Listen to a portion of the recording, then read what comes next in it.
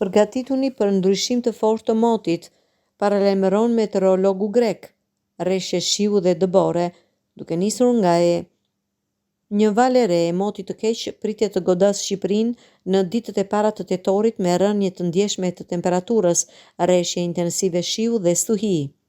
Lajmin e bën të ditur meteorologu i njohur grek dhe njëkohësisht eurodeputeti i Pasokut Sakis Arnautoglu, i cili shpesh paralajmëron për fenomenet e rrezikshme kohore që prekin vendin tonë.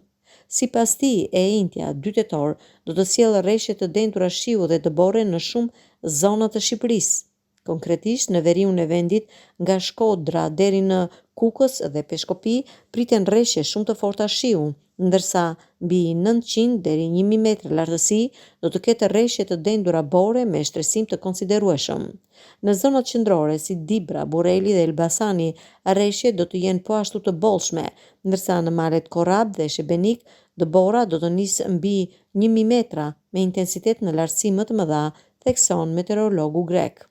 Po ashtu në juglindje, në Gramsh, në Korç dhe rreth maleve Morav dhe Gramoz parashikohen rreshje të dendura shiu dhe dëbor mbi 1200 metra.